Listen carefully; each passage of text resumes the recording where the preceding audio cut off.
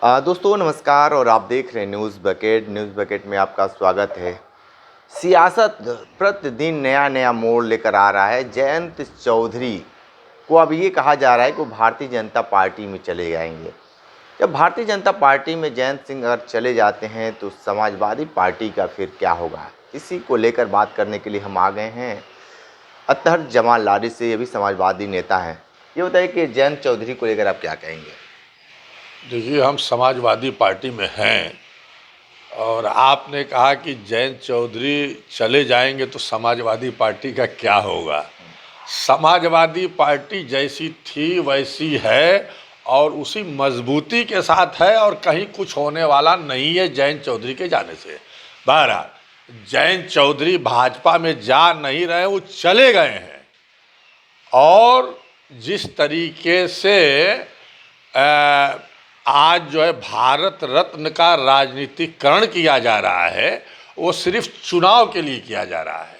हम स्वागत करते हैं कि चौधरी चरण सिंह जी को जो है भारत रत्न से सम्मानित किया गया। स्वामीनाथन जी को भी भारत रत्न से सम्मानित किया गया। चौधरी साहब से तो एक आध बार की मेरी मुलाकात रही है। वैसे अजीत सिंह के साथ तो जनता दल में मैं रहा हूँ और अजीत सिंह जब कोई बात होती थी, चूँकि हम लोग माननीय मुलायम सिंह जी के साथ थे, तो हमको अक्सर वो दिल्ली बुला लिया करते थे कि आपने ऐसा कह दिया, आपने ऐसा बोल दिया। बहरहाल हम चौधरी अजीत सिंह को बहुत करीब से जानते हैं। जयंत चौधरी से तो हमारी कोई मुलाकात नहीं है। जहाँ तक जयंत चौधरी के भाजपा में जाने का सवाल है, एनडीए के साथ वो जा रहे हैं। देखिए, जो सम्मान दिया गया चौधरी चरण सिंह जी को भारत रत्न का, ये अगर मोदी सरकार सही में ईमानदार होती तो ये जो है आज के 10 बरस पहले, 5 बरस पहले भी दिया जा सकता था। लेकिन चुनाव के मौके पे चूंकि हमारे प्रधानमंत्री नरेंद्र मोदी जी बहुत डरे हैं, सहमे हैं, घबराए हुए हैं कि हम चुनाव में कहीं हार न जाएं। हालांकि वो तो कहते हैं कि 56 इंच का सीना है, एक अकेला सब पे भारी, लेकिन हमें नहीं लग रहा है कि उनका 56 इंच का सीना है। वो तो लग रहा है कि 5 इंच का सीना उनका हो गया है। आज जिस तरीके से पार्टियों को तोड़ने की कोशिश की जा रही है, जिस तरीके से ईडी का डर दिखा करके और लालच दे करके जिस तरीके से इंडिया गठबंधन के घटक दलों को अपने साथ लेने की जो कोशिश हो रही है, मैं समझ रहा हूँ ये उनकी हताशा है। अच्छा बताइए कि जिस तरीके से ये कहा जा रहा है कि किसानों के नेता थे, जो पश्चिमी की बात कर रही है, अब पश्चिमी की जो लोकसभा सीट है उस पर क्या असर रहेगा? देखिए, जयंत चौधरी साहब कभी भी किसानों के नेता नहीं रहे। वो जाट बिरादरी में उनका थोड़ा बहुत कुछ असर रहा है। ये तो माननीय अखिलेश यादव जी की देन है, जिन्होंने उनको राज्यसभा में भेजा, जिन्होंने उनको 9 सीट पे विधानसभा में जिताने का काम किया। ये सब माननीय अखिलेश यादव जी की देन है। और जहाँ तक चौधरी चरण सिंह जी थे, तो उनकी विरासत तो उन्होंने अपना जो कहते हैं कि जो भावी जो उनके वो माननीय मुलायम सिंह यादव थे, उनके जो है विरासत के मालिक। और माननीय मुलायम सिंह ही कहीं अजीत सिंह उनके विरासत के मालिक नहीं हुए। और जयंत चौधरी साहब जो है वो कहीं भी किसानों के नेता नहीं रहे। अगर किसानों के नेता रहते तो आज जो किसानों के ऊपर जुल्म हो रहा है, एमएसपी लागू नहीं की जा रही है, और जिन्होंने कहा था और किसानों के लिए जो वो मार खाए थे, और उन्होंने कहा था कि हम कभी पलट के भाजपा के साथ नहीं जाएंगे, हम चवन्नी नहीं हैं जो हम पलट जाएंगे, वो तो एकन्नी साबित हो गए। वो कहते थे कि जो है हम किसी भी कीमत पे जो है हम बहुत ज़िद्दी हैं, जो कह देते हैं वो करते हैं। लेकिन आज जो है वो सत्ता लोलुप में वो आज जो है भाजपा के साथ जा रहे हैं। उनको 2 सीट मिल जाएगी, उनको मंत्री पद मिल जाएगी, इसकी लालच दी गई है। तो वो कभी किसानों के नेता नहीं रहे हैं। और उनके जाने से देखिए, जाट समुदाय पश्चिम में जिस किसी पार्टी को वोट देता है, अगर कुछ अक्सरियत में, तो तमाम बिरादरियां उसके खिलाफ दूसरे को वोट देती हैं। तो ये अगर जा रहे हैं तो इससे बहुत कोई असर हमारे इंडिया गठबंधन पे या माननीय अखिलेश यादव जी पे पड़ने वाला नहीं है। थोड़ा बहुत तो भाई जो उनके समर्थक हैं वो उनके साथ जाएंगे, लेकिन जिस तरीके से भाजपा ये काम कर रही है, जो भारत रत्न दिया जा रहा है उसका भी राजनीतिकरण किया जा रहा है। स्वामीनाथन जी को भारत रत्न दिया गया, लेकिन वही स्वामीनाथन जी की रिपोर्ट जो है किसानों के बारे में जो है उसको लागू नहीं किया जा रहा है। तो ये कहाँ से ईमानदारी है? ये तो सरासर नाइंसाफ़ी। आज किसान सड़क पे है, किसानों की आय दोगुनी नहीं हुई, वो उसकी जो फसल बोता है उसकी लागत उसको नहीं मिल रही है। किसान सड़कों पे भी निकला है।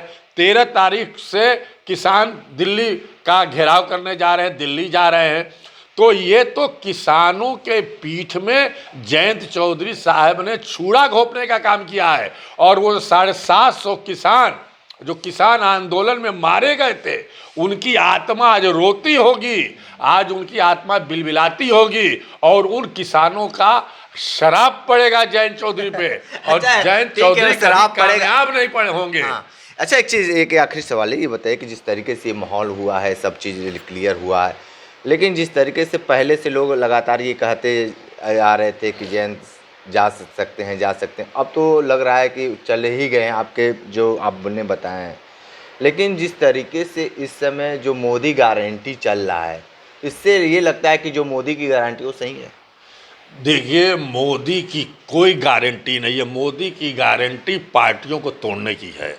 कहीं मोदी की गारंटी जो है बेरोजगारी पे तो बात हो नहीं सकती, महंगाई पे तो बात हो नहीं सकती, किसानों को किस तरह से उनकी फसल का दोगुना लाभ मिले उसकी तो गारंटी हो नहीं सकती। मोदी तो डरे जी हुए हैं ना, उनकी गारंटी वो कहते हैं कि हम 400 के पार जा रहे हैं। जब आप 400 के पार जा रहे हैं तो फिर आप तमाम नीतीश कुमार जी को ले लिए, आप जयंत चौधरी को ले लिए, आप जो है रंगा बिल्ला को ले लिए, आप जो है घबराए हुए हैं। जब आप 400 के पार जा रहे हैं तो इतनी हताशा क्यों है? आज इतनी हताशा जो उनको है, तो इससे साफ जाहिर हो रहा है कि मोदी जी 2024 लोकसभा का चुनाव कहीं ना कहीं से हारने जा रहे हैं। इसलिए उनको यह हताशा है, और तमाम दलों को ईडी और सीबीआई का डर दिखा करके जयंत चौधरी भी अपने लोलुपता में जा रहे हैं। ईडी और सीबीआई का भी उनको डर है कि कहीं ईडी और सीबीआई न लग जाए। इनके पिताजी को इनके मकान से दिल्ली से निकाला गया था, चौधरी अजीत सिंह को, लेकिन वो भी जयंत चौधरी को याद नहीं। लेकिन हम तो तभी समझ गए थे कि जयंत चौधरी भाजपा में जाएंगे जब उन्होंने कहा था कि खिचड़ी के अलावा अगर खीर मिले तो खीर भी खा लेना चाहिए। तो आज वो खीर खाने के लिए भाजपा में जा रहे हैं, वो केंद्र में मंत्री बनने के लिए। ठीक है, उन्होंने किसानों की अरमानों की हत्या की है, किसान आंदोलन को उन्होंने कमजोर किया है।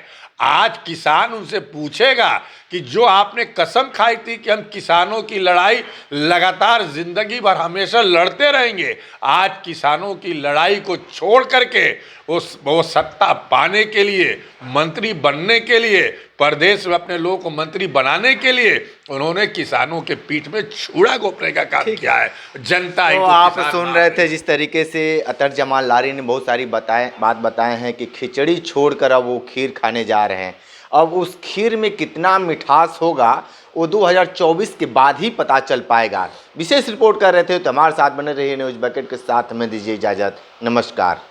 पेश है न्यूज बकेट हिंदी मासिक पत्रिका। पढ़ें इस महीने की पूरी खबर विस्तार से हमारे न्यूज बकेट की मैगजीन में। हमारी ई मैगजीन को मुफ्त में पढ़ने के लिए अभी लॉगिन करें www.newsbucket.in पर। इसके अलावा रोज की ताज़ा खबरों के लिए हमारे YouTube चैनल को तुरंत सब्सक्राइब करें।